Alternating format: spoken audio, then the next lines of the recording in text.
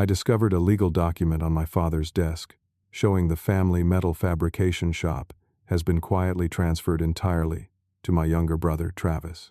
After 12 years of working 68 hours every week without pay, believing I was building my future, I realized my parents never intended to share ownership with me. My brother, who works 30 hours weekly and takes long vacations, will inherit everything. I walked out that afternoon, ignoring my mother's calls. 1 week later, my father's panicked voice came through the phone about their biggest client threatening to leave. 12 years ago, I was 20 years old, with a fresh technical welding certification and 3 solid job offers on the table. The best one came from a commercial fabrication company in Pittsburgh, offering $42,000 a year with benefits and a clear path to shop supervisor within 5 years. I was ready to accept it. Then my father, Gerald, sat me down at our kitchen table. He spread out papers showing the family business finances, profit margins, growth projections. He told me the shop needed someone with real skill, someone who cared about quality, someone who understood that family legacy mattered more than a paycheck.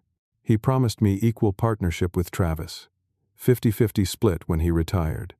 He shook my hand and looked me in the eye. I believed him. My girlfriend at the time, Lauren, thought I was making a mistake. She sat across from me at a coffee shop on a cold November afternoon and said I needed everything in writing. She said family and business were a dangerous combination. She said trust was beautiful, but contracts were smart. I told her she was being cynical. I told her my father was a man of his word. I told her this was about building something that would last for generations. Lauren and I broke up 3 months later. She said I was choosing my family over our future. She was right, but I did not see it then. I started at the shop the following Monday. My alarm went off at 4:45 in the morning. I arrived at 5:30, unlocked the heavy steel doors, flipped on the overhead lights that buzzed and flickered before flooding the workspace with harsh white light. The smell of metal shavings, cutting oil, and welding fumes became as familiar as my own breath. I left at 8 in the evening, 6 days a week. Sundays were for paperwork, inventory checks, supply ordering, and cleaning equipment. I told myself it was temporary. I told myself I was investing in my own future. Travis started working at the shop 2 years after me. He was 18, fresh out of high school, with no technical training and no particular interest in metalwork. He arrived at 10 in the morning. He left at 3 in the afternoon. He took long lunches. He disappeared for entire afternoons, claiming he was meeting with potential clients. My father praised him constantly. Travis had people skills, he said. Travis understood the business side of things. Travis was going to take the company into the future with modern marketing and client relations. I handled everything difficult. When a client needed custom stainless steel railings with intricate scrollwork, I designed and fabricated them. When a commercial contractor needed emergency repairs on a loading dock structure, I worked through the night to meet the deadline. When equipment broke down, I fixed it. When suppliers made errors, I caught them and corrected the orders. Travis handled basic orders, standard gates, simple railings, straightforward repairs that required minimal skill. He was excellent at talking to easy clients, the ones who needed basic work and paid on time. He smiled a lot. He laughed at their jokes. He took them to lunch occasionally and charged it to the business. My mother, Patricia, ran the office and books. She answered phones, processed invoices, managed scheduling. She also made her opinions very clear. Travis was personable, she said. Travis made clients feel valued. I was too serious, too focused on technical details, too intense. I sacrificed everything for that shop. I lived in a 400-square-foot studio apartment with a leak in the bathroom ceiling and a radiator that clanked all night in winter. I drove a 15-year-old pickup truck with 208,000 miles on it and a passenger door that only opened from the outside. I ate rice, beans, and chicken for dinner most nights because I was saving every possible dollar. I told myself it was temporary. I told myself I was building equity in the business. I told myself that when my father retired, half of everything would be mine. Travis lived in a new condo downtown with floor-to-ceiling windows and a view of the river. He drove a luxury sedan that he upgraded every 3 years. He vacationed in Europe twice a year: Barcelona, Amsterdam, Prague. He posted photos on social media of himself drinking wine at outdoor cafes and touring medieval castles. When I asked my father about the disparity, he said Travis had different expenses. Travis needed to maintain a certain image for client relations. Travis was handling the growth side of the business. I was handling the part that actually made money. 12 years passed like that. I turned 32. My back hurt from hunching over welding tables. My hands were scarred from countless small burns and cuts. My hearing was slightly damaged from years of grinders and metal saws despite wearing protection. I had no girlfriend, no close friends anymore, no hobbies, no life outside that shop. I told myself it would be worth it. On a Tuesday morning, in late September, I arrived at the shop at 5:15, earlier than usual. I wanted to prep materials for a large commercial job we were starting that afternoon. I unlocked the office to check the final specifications. My father's desk was covered in papers, estate planning documents, legal folders. I saw our family name on the letterhead, and my attention caught. I should not have looked, but I did. The transfer document was right on top. Date stamped 3 months earlier.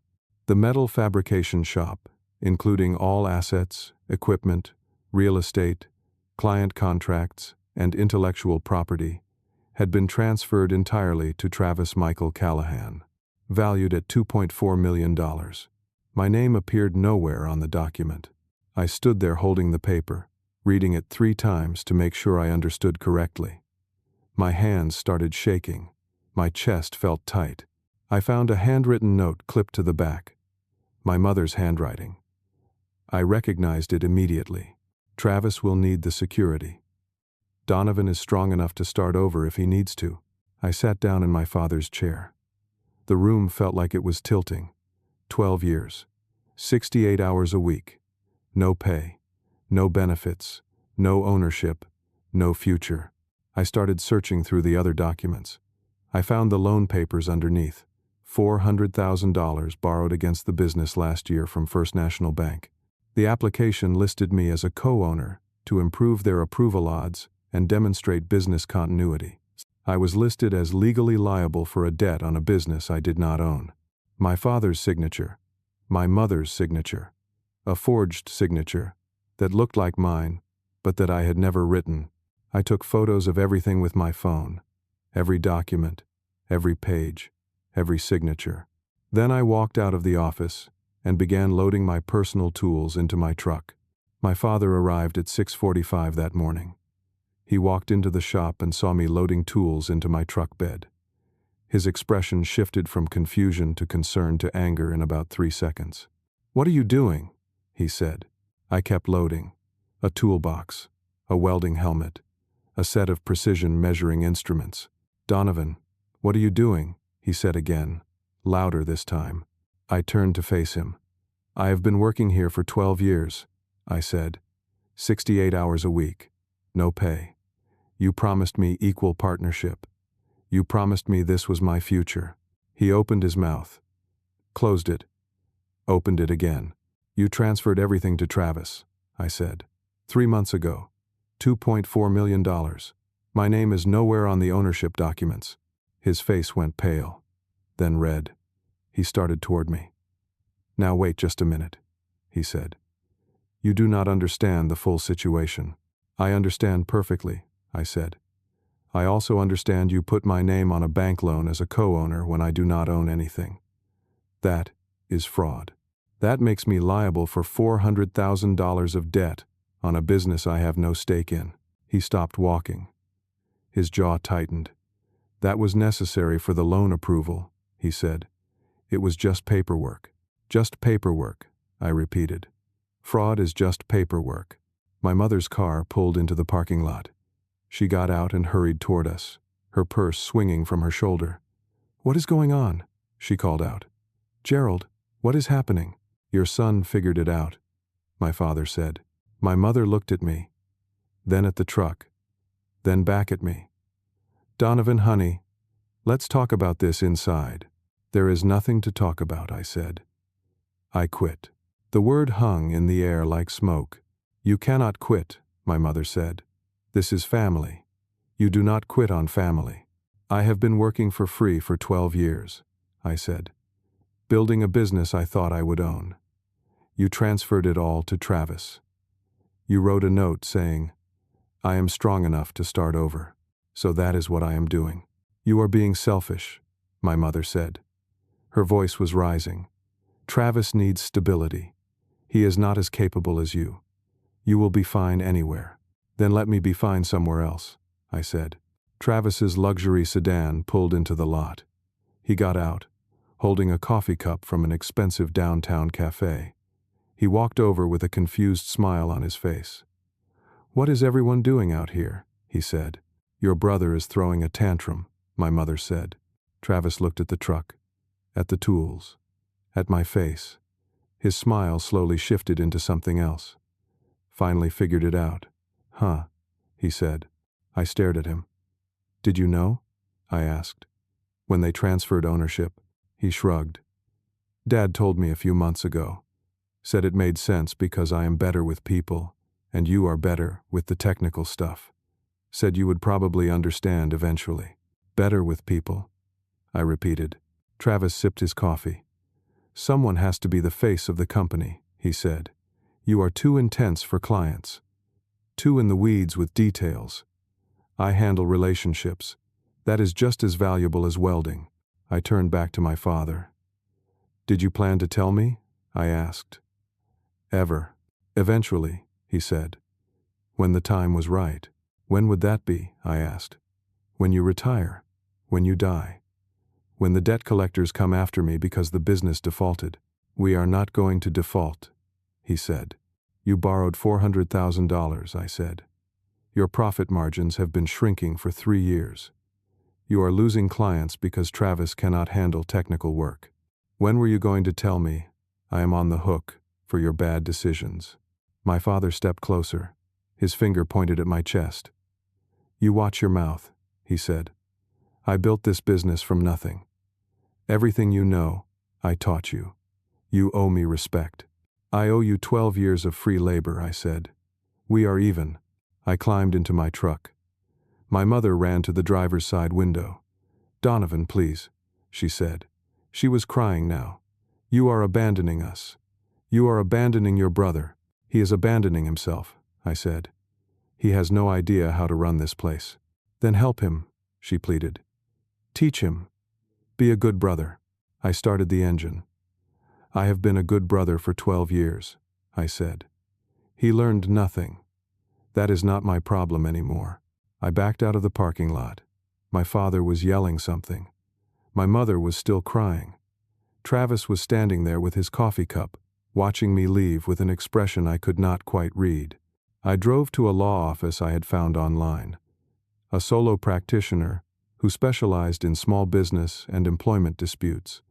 His name was Richard Feldman. His office was above a dry cleaner in a strip mall. I paid $300 for an hour consultation. I showed him the photos of the documents. I explained the situation. He listened without interrupting.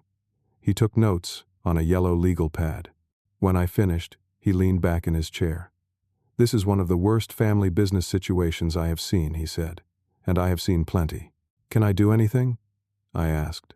He tapped his pen on the pad. "You could potentially sue for unjust enrichment based on 12 years of unpaid labor. But family courts tend to assume family members work for free voluntarily. Proving you had a reasonable expectation of ownership would be difficult without written agreements." "What about the loan fraud?" I asked. "That is more complicated," he said. "If they forged your signature, that is criminal fraud. But if they just listed you as a co-owner on the application without your signature on the promissory note itself, it is murky. Banks sometimes accept verbal confirmation. You would need to see the actual loan documents to know." "Can they come after me for the debt?" I asked. "Depends on what you actually signed," he said. "If your signature is nowhere on the loan papers, probably not. But they could claim you gave verbal authorization, It would be your word against theirs. How much would it cost to fight this? I asked. 50 to 75,000 in legal fees, he said. Maybe more. And the outcome is uncertain. Family business disputes are messy. Judges hate them. Juries hate them. Everyone loses, except the lawyers. So I just walk away, I said. You walk away with your sanity, he said. You are 32. You have skills. You have time. Sometimes the best revenge is building something better. I left his office feeling numb. I drove back to my studio apartment. The afternoon sun came through the single window, at an angle that made everything look washed out and tired. My phone was exploding. 17 missed calls from my mother, 9 from my father, 3 from Travis, 26 text messages. I read through them. My mother, please come home. We need to talk. You are breaking my heart. How can you do this to us? My father, you are making a huge mistake. You will regret this. You will never work in metal fabrication in this state again. I know everyone. I will make sure of it. Travis, you are screwing me over on purpose, you jealous piece of trash. You always hated that I am better with people. Enjoy being poor. I turned off my phone. I sat on my couch. I looked around at my tiny apartment, at the water stain on the ceiling, at the discount furniture, at the empty refrigerator. At 12 years of sacrifice, condensed into 400 square feet of barely habitable space, I had $8,400 in savings. 12 years. $8,400. I turned my phone back on. I opened my email. There was a message from Ed Hartman, the project manager at Hartman Industrial Contracting. They were our biggest client. Ed had always dealt directly with me because I was the only one who understood their technical specifications. The email was time-stamped 2 hours earlier. Donovan, your dad just called saying you are taking a vacation. We have a critical custom job starting Monday. This is a $340,000 contract. Are you going to be there? Because if you are not, we are taking our business elsewhere. You are the only one there who understands our specs. Call me as soon as possible, Ed. I stared at the email for a long time. Then I closed my laptop and went to bed. I did not respond to Ed Hartman's email that night. I needed time to think, to process, to figure out what came next. The next morning, my father called me at 6 o'clock. I let it ring. He called again at 6:15, again at 6:30. At 7, I answered. Get back here right now, he said. No greeting, no pretense. No, I said. Hartman Industrial is threatening to pull their contract, he said. $340,000. You need to come back and handle it. I need to, I said. That is interesting phrasing. Donovan, this is not a game, he said. That contract is critical. We have loan payments due. Without that revenue, we are in serious trouble. Sounds like a problem for the owner, I said. Let Travis handle it. Travis cannot handle this level of technical work and you know it, he said. Then, you should have thought about that before transferring ownership to him, I said. There was silence on the other end. Then my father's voice came back, harder. What do you want? He said. You want money? Fine. I will pay you for this project. How much? I asked. $15 an hour, he said. I laughed. It came out bitter. $15 an hour. For work that generates $340,000 in revenue. For specifications that only I can manage. For a client relationship I built over 8 years. That is a fair wage, he said. Then hire someone off the street for $15 an hour, I said. See how that works out. I hung up. Over the next 5 days, the calls and messages escalated into a full assault. My mother left voicemail after voicemail. Her voice ranged from sobbing to angry to pleading. You are destroying everything your grandfather built. You are tearing this family apart. How can you be so cruel? Do you know what stress does to your father's heart? He could have a heart attack because of you. Travis left exactly one message. His voice was slurred. He had been drinking. You always thought you were better than me, he said. Smarter, more skilled, more valuable. Guess what? Dad chose me. Mom chose me. They see what you cannot see. You are a worker bee. I am a leader. That is why I get the business and you get nothing. Screw you. My Uncle Carl called. He was my father's younger brother. He tried the gentle approach. The family approach. Donovan, I know you are hurt, he said. I understand. But walking away is not the answer. Your grandfather started this shop in 1968. He built it with his bare hands. It is a legacy. It means something. You cannot let it die because of hurt feelings. It is not hurt feelings, I said. It is 12 years of lies. Everyone makes mistakes, he said. Your parents should have communicated better. But you are family. Family forgives. Family also respects, I said. Family also keeps promises, he sighed. What do you want me to say, Donovan? Do you want an apology? Do you want them to beg? I want nothing from them, I said. I am moving on. I spent those 5 days doing research. I updated my resume. I reached out to contacts I had made over the years. Suppliers, contractors, other fabricators. I applied to 6 different shops within a 100-mile radius. I also reviewed every contract file I had access to digitally. Years ago, I had started keeping copies of major contracts on my personal email as backups. I discovered something interesting. 3 of the shop's major clients had contracts that specifically mentioned me by name as the lead fabricator. The contract stated that any change in lead personnel required client notification and approval. That meant, if I left, those clients could legally void their contracts. On day 7, my father called again. His voice was different this time. Not angry, not demanding, desperate. Donovan, he said, we need to talk. I am listening, I said. Hartman Industrial came to the shop yesterday, he said. Ed Hartman and his lead engineer. They wanted to discuss the new project specifications with Travis. And, I said, Travis could not answer their questions, he said. He did not understand the engineering drawings. He suggested the wrong materials. He quoted a timeline that Ed said was physically impossible. I stayed silent. Ed walked out. My father continued. He said the contract is canceled unless you personally manage it. He said they have been working with you for 8 years and they trust you. They do not trust anyone else there. That must be difficult for you, I said. Donovan, please, he said. The pleading tone was new, unfamiliar. Just come back for this one project.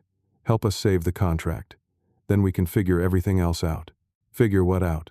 I said. Your role, your compensation, your future with the company. My future, I repeated. You mean the future? You already decided. I do not have. We can discuss ownership, he said quietly. After 12 years, I said. After transferring everything to Travis. After putting my name on a fraudulent loan application. Now you want to discuss ownership. What do you want? He said. Tell me what you want, and let's work this out. I want nothing from you, I said. I already told you that. Then you are willing to destroy the business out of spite, he said. The desperation was turning back to anger. You are willing to ruin your brother's future because of your pride.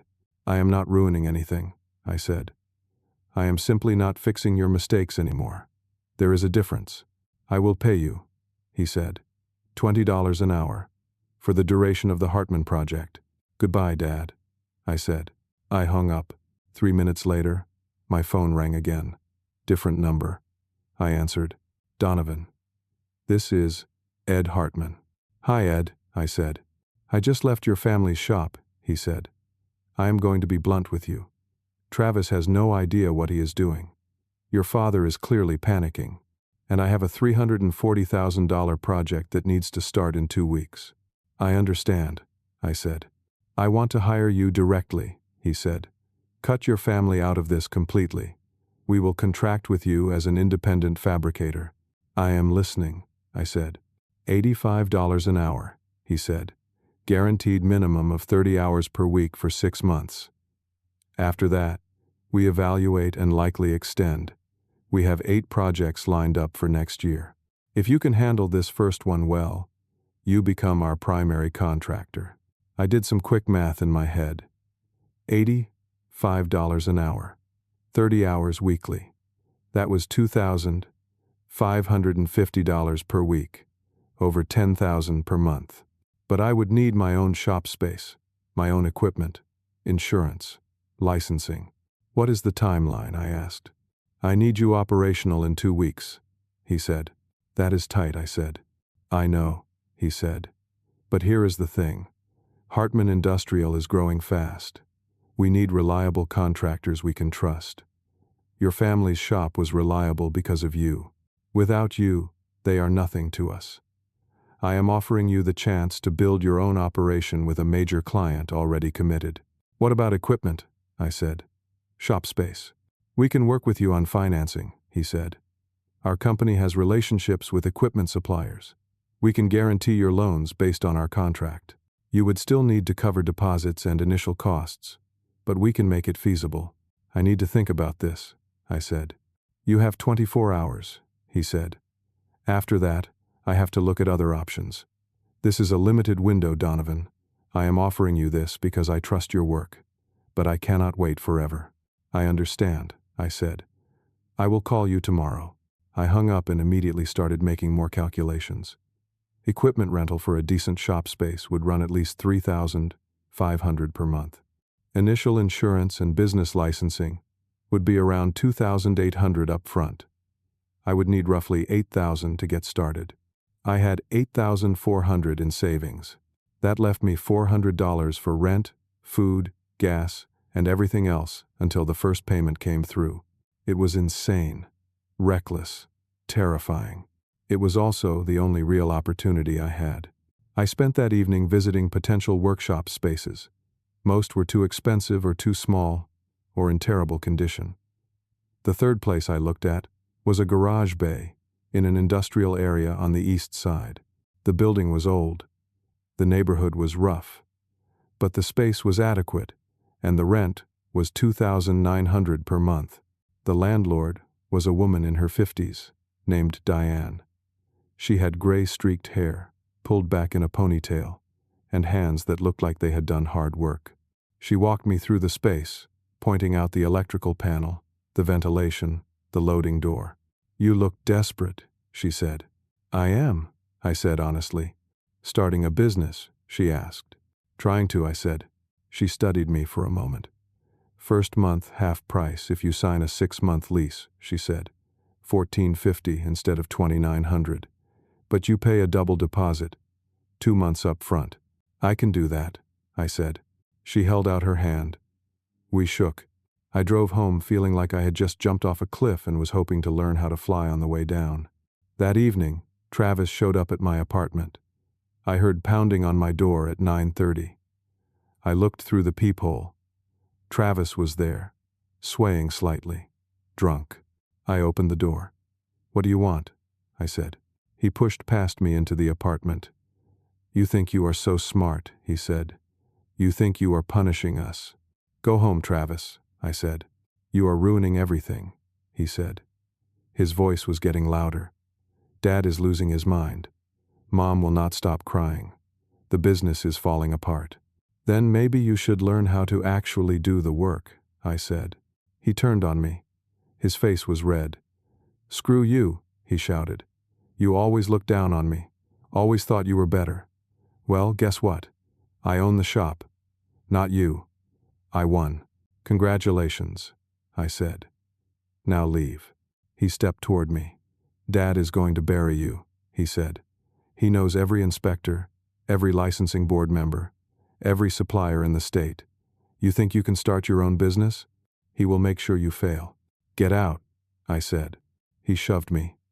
I caught myself against the wall. A neighbor's door opened down the hall. Someone yelled about calling the police. Travis heard it too. He backed toward the door. You are going to regret this, he said.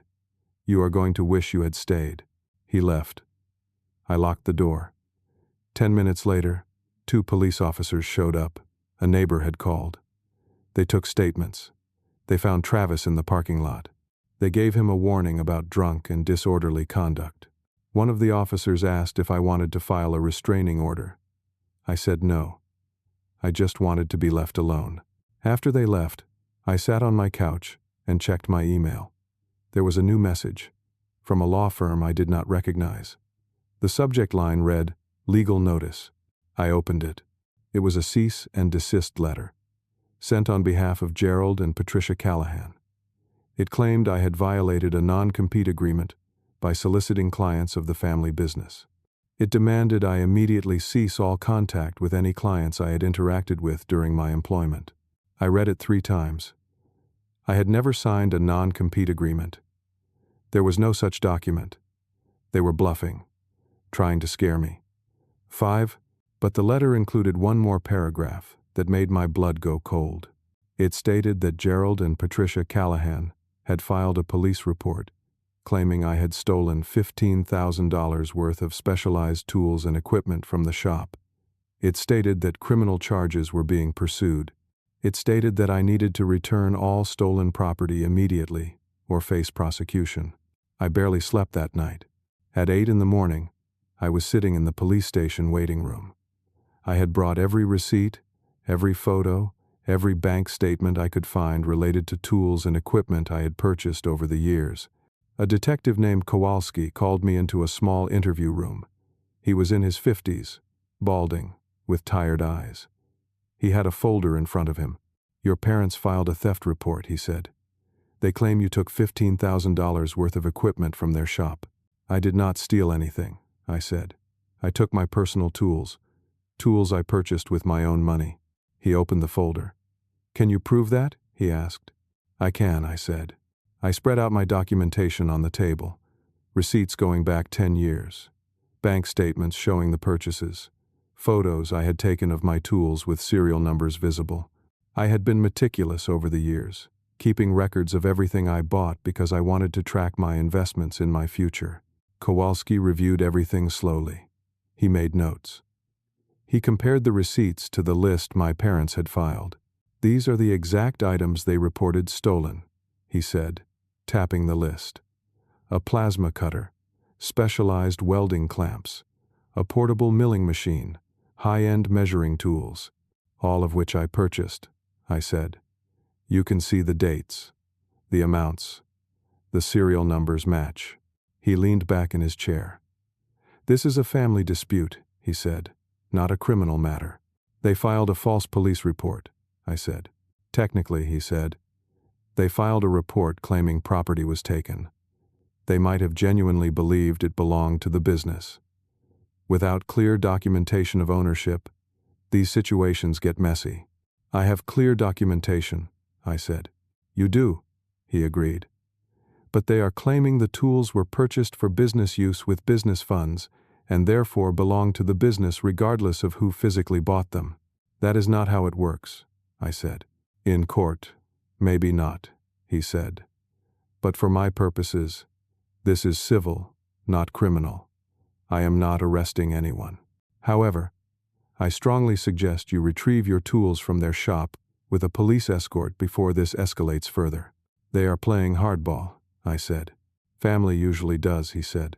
That afternoon I returned to the shop with Detective Kowalski. My father and mother were there. Travis was filming everything on his phone. "We are here to retrieve Donovan's personal property," Kowalski said. "He is going to collect the items on this list. I am here to document and witness. Everyone stays calm." "This is theft," my father said. "Sir, I have reviewed the evidence," Kowalski said. "These items were purchased by your son with his personal funds. He has receipts and documentation. He is entitled to take them." I walked through the shop collecting my tools. It felt surreal. 12 years of working in this space. Now, I was escorted by police, like a criminal. Travis followed me with his phone camera. "This is all going online," he said. "Everyone is going to see what kind of person you really are." I ignored him. I loaded my truck systematically. Kowalski documented each item. One of the shop employees, a young welder named Marcus, was working in the far corner. He watched the whole thing.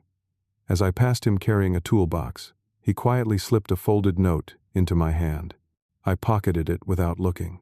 When I finished loading, Kowalski handed my father a copy of the inventory list. "Everything is documented," he said. "Mr. Callahan has retrieved only his personal property." My father looked at me with an expression I had never seen before. Pure hatred. "You are dead to me," he said. "That makes two of us," I said. I drove back to my apartment. I sat in my truck for 10 minutes before going inside. My hands were shaking. Inside, I unfolded Marcus's note. "Your parents are telling clients you had a mental breakdown and are dangerous. 4 clients have already pulled contracts. Travis is panicking. The shop might not survive the month. Call me if you need someone who knows the truth. Marcus." I called the lawyer, Richard Feldman. Another $300 consultation. "Can I sue them for defamation?" I asked. "Potentially," he said. "But you would need to prove they made false statements that caused you financial harm. That takes time and evidence, and it costs tens of thousands to litigate. So they can just destroy my reputation," I said. "You can send a cease and desist letter," he said. "I can draft one for $500. It puts them on notice. If they continue, you have documentation for a future lawsuit." "Do it," I said. That evening, my apartment building's leasing office called.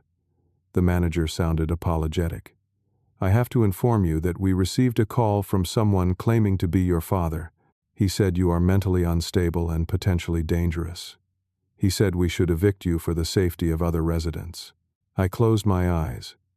"What did you tell him?" I asked. "I told him we do not evict tenants based on phone calls from family members," she said. "But I am required to document the complaint. I wanted you to be aware. I assume this is some kind of family dispute." "It is," I said. "Thank you for calling."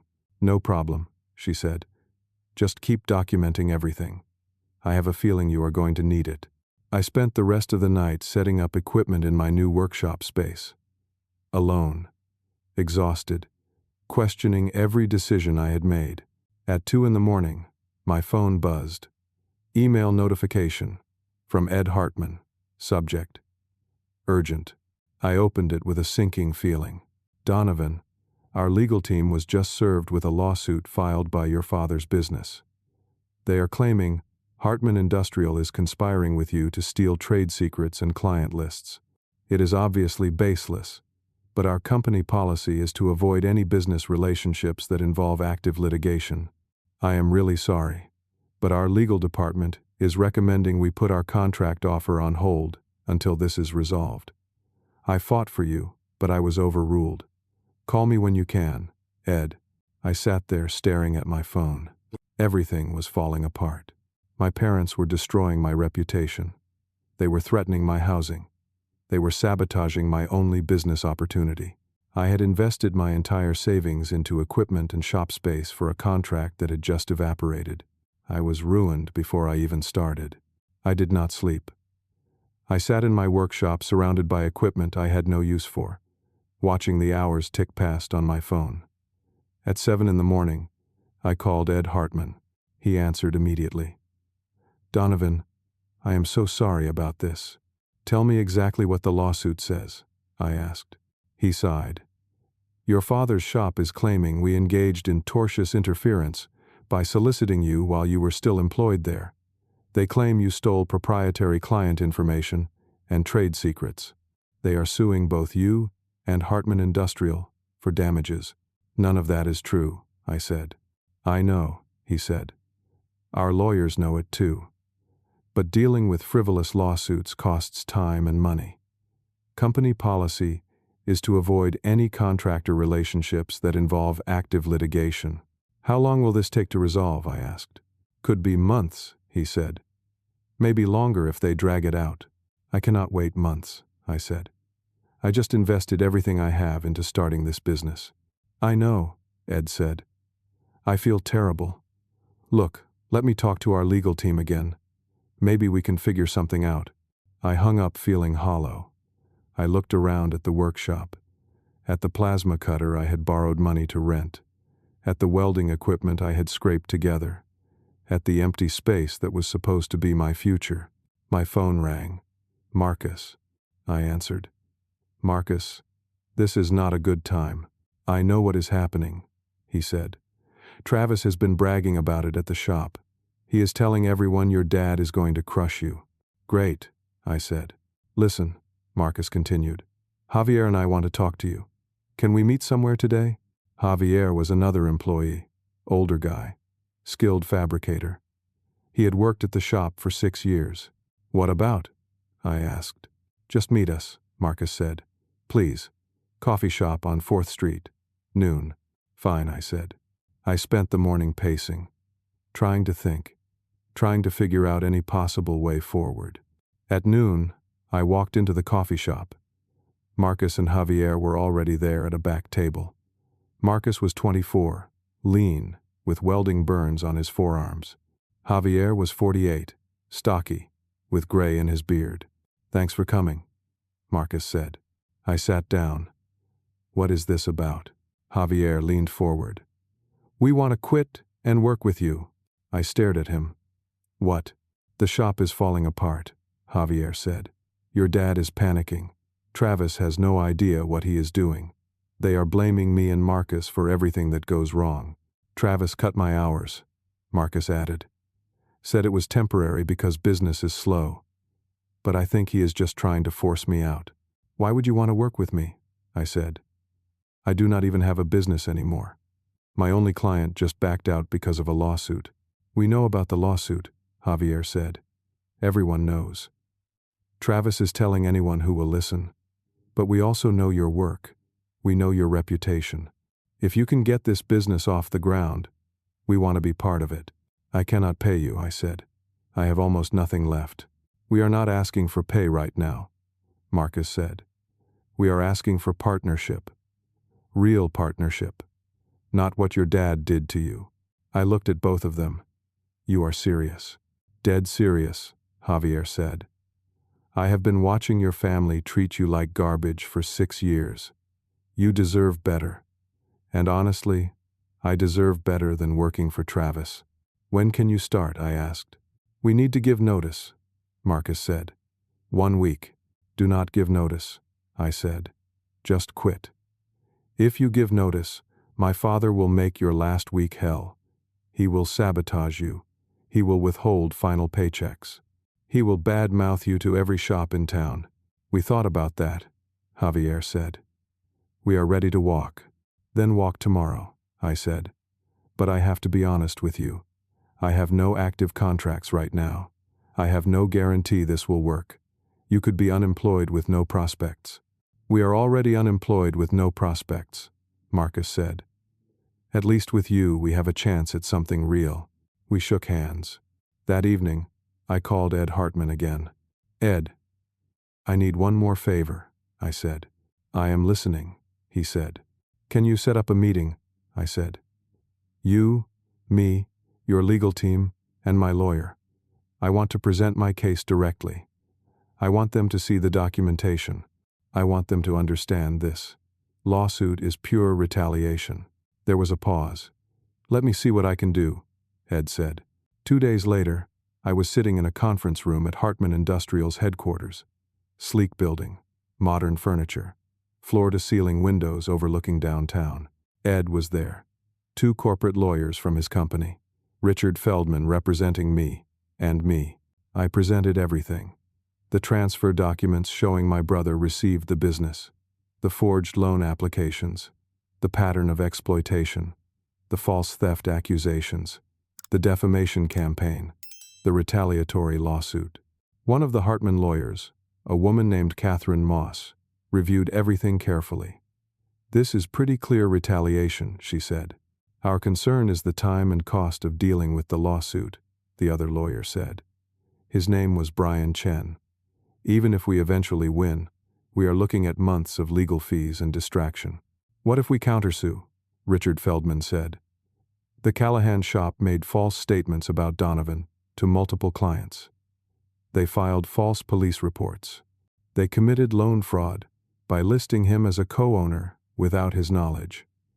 Hartman Industrial could file a countersuit for tortious interference against them. Turn this around. Catherine Moss sat back. That is actually a solid strategy, she said. We could argue they are trying to prevent fair competition by making false legal claims. We could seek sanctions for filing a frivolous lawsuit. Brian looked at Ed. What do you think? I think Donovan is the best fabricator I have worked with in 15 years, Ed said. I think this is a family trying to punish him for leaving an abusive situation. I think we should fight. Catherine nodded. I will draft the countersuit. The meeting ended. As I was leaving, Ed stopped me in the hallway. One more thing, he said. Our company has a program for contractor development. We provide equipment financing and workshop guarantees for contractors we trust. But there is a requirement. You need at least 3 qualified employees. I have 2 ready to start, I said. Marcus and Javier from my dad's shop. Get a 3rd, Ed said. If you can do that within a week, I will push this through our procurement department. I left that building, feeling something I had not felt in weeks. Hope. That evening, Marcus, Javier, and I met at my workshop. I told them about the meeting, about the potential contract, about the requirement for 3 employees. I know someone, Javier said. My cousin Felipe. He is a machinist. Been working at an auto plant. Hates it. He is good. Really good. Can he start immediately? I asked. I will call him tonight, Javier said. 3 days later, Felipe joined us. He was 36, quiet, with steady hands and 15 years of experience. We spent those 3 days setting up the workshop, installing equipment, organizing tools, creating workflow systems. It felt real. For the first time, it felt possible. Then Diane, my landlord, called. The city building inspector was here, she said. Someone filed a complaint about code violations. What kind of violations? I asked. Everything, she said. Electrical, ventilation, fire suppression. He red-tagged the entire building. Says the main electrical panel is outdated and dangerous.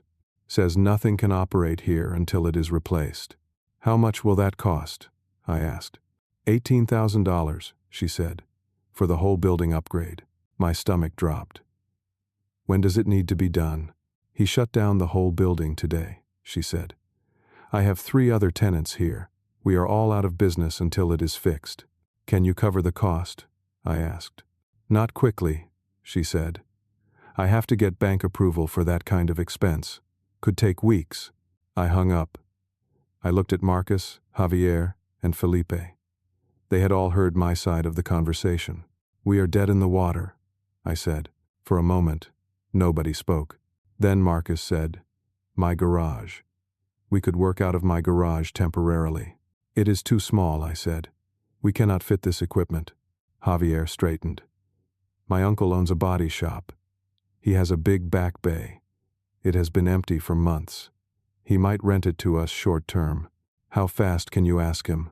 I said. Right now, Javier said. He called. Spoke in Spanish. Explained the situation. Listened. Then looked at me. 1,800 for 1 month, he said. Available immediately. Tell him yes, I said. We spent the night moving everything. Again. Loading trucks. Hauling equipment. Setting up in a new space that smelled like paint and body filler. At 3 in the morning we had a functional workspace. I called Ed Hartman despite the hour. Left a voicemail. Ed, it is Donovan. We hit another obstacle, but we solved it. We are operational. We have 4 people. We have workspace. We can start on Monday. Please call me. The next morning, Ed called back. You are persistent, he said. I respect that. We are ready, I said. The contract is approved, he said. But I need to be clear. This is your only chance. If you cannot deliver on time, if the quality is not perfect, we are done. I understand, I said. We start Monday, he said. 6 days to complete phase 1. If you hit that deadline, we move forward. If not, I have to find another contractor. We will hit it, I said. I hope so, Ed said, because I am risking my reputation on you. For 6 days straight, we worked 18-hour shifts. Marcus, Javier, Felipe, and me. We rotated positions. We covered each other's breaks. We survived on coffee, vending machine sandwiches, and sheer determination. The project was a custom structural support system for a new industrial building. Hartman Industrial was constructing 48 precision-welded components, each one requiring exact measurements, each one needing to fit together perfectly on site. Marcus handled the cutting and initial prep. Javier managed the complex welding. Felipe did the machining and finishing. I oversaw everything, checked measurements, fixed problems, and handled the technical specifications. On day 3, we discovered a mistake. One of the measurements in the original specifications was wrong. If we had built it according to the plans, the entire system would have failed on site. I called Ed immediately. "We have a problem," I said. I explained the issue, sent him photos, showed him the math. He was quiet for a moment. "If you are wrong about this," he said, "we lose the client." "I am not wrong," I said. "I have triple-checked it." "What is the solution?" he asked. "We need to modify 6 components," I said. "It adds 8 hours to the timeline, but it guarantees everything fits." "Do it," he said. "I trust you." We worked through the night, modified the components, rechecked everything. On day 6, at 2 in the afternoon, we completed the last weld. Every component finished, every measurement verified, every surface cleaned and inspected. I called Ed. "We are done," I said, 8 hours early. He arrived an hour later with his lead engineer. They spent 2 hours inspecting everything, checking welds, measuring dimensions, testing connections. Finally, Ed looked at me. "This is exceptional work," he said. His engineer nodded. "Better than we expected," he agreed. Ed wrote a check, $340,000, made out to Donovan Callahan Fabrication. I stared at the check. It felt unreal. "We will send the formal contract for the next 8 projects tomorrow," Ed said. "Welcome to the partnership." After he left, the 4 of us just stood there, exhausted, covered in metal dust and welding spatter, grinning like idiots. "We did it," Marcus said quietly. "We did," I agreed. That night, I deposited the check. After equipment costs, rental fees, and paying Marcus, Javier, and Felipe fair wages, I netted $89,000 personally. I had started with $8,400 3 weeks ago. Now I had nearly $90,000. Meanwhile, across town, my father's shop was collapsing. I heard through the industry grapevine. 4 major clients had left after I quit. Travis had botched 3 smaller projects, resulting in penalty fees and refunds. The shop's reputation was destroyed. The $400,000 loan payment was overdue. The bank was beginning foreclosure proceedings. 2 weeks after our first successful project, my Uncle Carl called. "Donovan," he said, "I need to talk to you about your father." "I am listening," I said. "He is trying to sell the shop," Carl said. "He needs to pay off the bank loan, but nobody wants to buy it. The equipment is outdated. The client base is gone. Travis's incompetence is well known in the industry." "That is unfortunate," I said. Carl hesitated. "He asked me to reach out to you, to see if you would consider buying the shop at a significant discount." "How significant?" I asked. $500,000, he said, "for everything. The building, equipment, client contracts that are left, everything." "The shop is worth $2.4 million, I said. "It was worth that," Carl said. "Not anymore." "Tell him no," I said. "Donovan, he is your father," Carl said. "He chose Travis," I said. "He told me I was strong enough to start over. So I did. Now he can start over too." "You are being vindictive," Carl said. "I am being fair," I said. "He made his choice. I made mine." I hung up. The next day, my mother called. She was crying before I even said hello. "Donovan, please," she said. "We made a terrible mistake. We were wrong. Your father knows it. I know it. Travis knows it." "Okay," I said. "We want you to come back," she said. "Full partnership, equal ownership with Travis. We will put it in writing this time. Contracts, legal documents, everything official." "It is too late," I said. "Please," she begged. "The shop is failing. We are losing everything. Your grandfather's legacy. Everything he built. You gave that legacy to Travis," I said. "Let him save it." "He cannot," she sobbed. "He does not know how. You were always the one who kept things running." "Yes," I said. "I was. And you transferred ownership to him anyway." "We will sell you the shop," she said desperately. "Whatever price you think is fair, you can own it all. Buy out Travis, make it yours." "I do not want it," I said. "I am building something better." "How can you say that?" she cried. "This is family." "No," I said. "This was a business that exploited family loyalty for free labor. I am done with it." I hung up. A week later, my father called. His voice was hard, angry, like nothing had changed. "I tried to do this the nice way," he said. "I tried to offer you partnership. I tried to offer you the chance to buy the shop. I did not ask for any of that," I said. "Fine," he said. "Then I'm going to bury you. I know every supplier in this region. I know every contractor. I know every business owner. I'm going to make sure nobody works with you. Your little shop is going to fail, just like you deserve." "Good luck with that," I said. "You think you are better than me," he shouted. "You think you won, but you are nothing without what I taught you." "You are right," I said. "You taught me everything about metalwork, and you taught me everything about what not to do in business. Both lessons were valuable." I hung up and blocked his number. 3 months later, the family shop closed. Sold at auction for $420,000, barely enough to cover the bank loan. My parents lost everything: the building, the equipment, their retirement savings that they had sunk into keeping it afloat. Travis tried to get hired at several fabrication shops. Nobody would take him. His reputation as incompetent and entitled had spread. He ended up working retail at a home improvement store. My mother and father separated. She moved in with her sister 2 states away. He rented a small apartment and took a job managing a storage facility. I did not attend the shop auction. I did not gloat. I did not celebrate their failure. I just kept working. 1 year after I walked out of my family's shop, I stood in a 5,000 square foot workshop space in a new industrial park on the north side of town. Bright overhead lighting, modern ventilation systems, brand new equipment, a real office with a real desk and a computer that did not freeze every 10 minutes.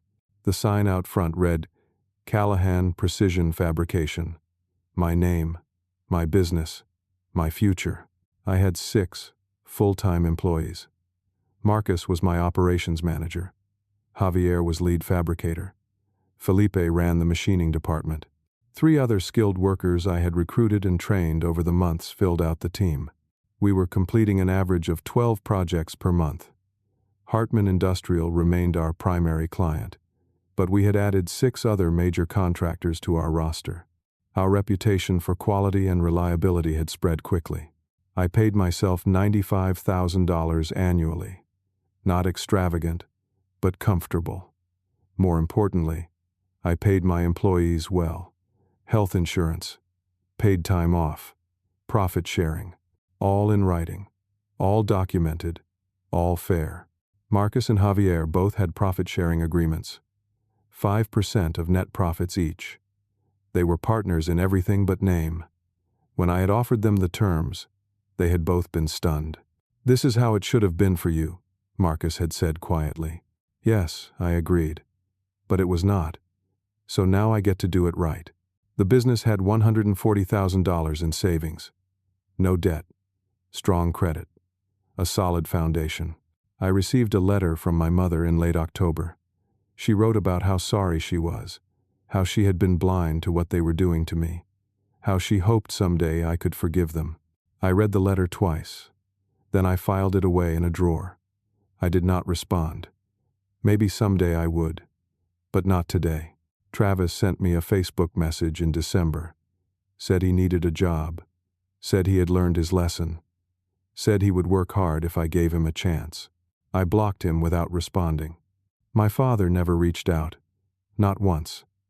I heard through Uncle Carl that he blamed me for everything, said I had sabotaged the family business out of jealousy, said I had poisoned Travis against him, said I was a selfish, ungrateful son. I stopped caring what he said. In January, I won a regional small business award. Excellence in manufacturing and fabrication. The ceremony was at a downtown hotel. Ed Hartman attended and gave a speech about how Callahan Precision Fabrication exemplified quality and integrity. I stood on the stage holding the award and looked out at the audience. Industry leaders, contractors, suppliers, people I had worked with for years, people who knew my story. They gave me a standing ovation. That spring, I hired a new apprentice, a 20-year-old kid named Jordan from the same technical program I had attended 12 years earlier. He was eager, hard-working, and reminded me of myself at that age. On his first day, I showed him around the shop, explained the equipment, introduced him to the team, gave him a thorough safety orientation. At the end of the day, he asked me a question. "Is your family in this business?" he said. "Like, did you inherit this or build it yourself?" I smiled. "I learned everything about metalwork from my father," I said. "He was an excellent fabricator. He taught me precision, technique, and discipline. Those were valuable skills." Jordan nodded. "I also learned everything about business by watching what not to do," I continued. "I learned that promises without documentation are worthless. I learned that family and business are dangerous to mix without clear boundaries. I learned that loyalty given is not the same as loyalty earned." Jordan looked thoughtful. "That is a hard way to learn," he said. It was, I agreed. But sometimes the best inheritance is not money or property. Sometimes it is the lesson in what to avoid. That knowledge is worth more than any shop or equipment or client list. "So you built all this yourself," Jordan said, looking around the workshop. "With help from good people," I said. "People who believed in doing things right. People who understood that real partnership means shared risk and shared reward." "That is cool," Jordan said. I looked around the shop, at the equipment humming, at Marcus checking a work order, at Javier teaching a new technique to another employee, at the clean, organized, professional space we had built together. "Yes," I said. "It is." That evening, I sat in my new apartment, not the cramped studio anymore. A real 2-bedroom place with updated appliances and a view of the park. I had furniture that was not secondhand. I had a refrigerator full of actual food. I had a savings account that grew every month. I thought about where I had been a year ago, betrayed, broke, desperate, standing in that family shop staring at documents that destroyed 12 years of my life. I thought about the panic, the lawsuits, the sabotage, the fear that I would fail. I thought about the impossible gamble of starting over with almost nothing. And then I thought about where I was now. Successful, independent, free. My phone buzzed. A text from Ed Hartman. "Got 3 new projects for you. Can we meet Monday to discuss specs? Also, my company is looking for a contractor to train other fabricators on best practices. Interested in a consulting role? Would be excellent additional revenue stream." I smiled and typed back. "Monday works. Let's talk." I set the phone down and looked out the window. The sun was setting, painting the sky in shades of orange and purple. For the first time in 12 years, I felt something I had forgotten was possible. Peace. Not just satisfaction or relief or vindication. Peace. The kind that comes from knowing you bet everything on yourself and won. The kind that comes from building something real on your own terms. The kind that comes from proving that your worth was never tied to someone else's validation. I learned that blood does not entitle anyone to your labor, your future, or your dignity. I learned that family should be earned through respect and reciprocity, not demanded through guilt. I learned that when people show you they do not value you, you should believe them and build your own path. Success is not about inheritance. It is about integrity, skill, and the courage to bet on yourself when no one else will. And sometimes, the people who try hardest to hold you down end up being the ones who teach you how high you can actually fly. Have you ever had to walk away from family or people you cared about because they did not value your contributions? How did you find the courage to start over? Share your story in the comments below. Your experience might help someone else who is struggling with a similar situation right now. If this story resonated with you, please hit the like button and subscribe for more stories about overcoming hardship and building something meaningful from nothing. Share this video with someone who needs to hear that it is possible to start over and succeed on your own terms. Thank you for listening to my story. I hope it reminds you that your worth is not determined by how others treat you, but by how you choose to respond when they show their true colors. Keep building your own future, on your own terms. You deserve better than people who take you for granted.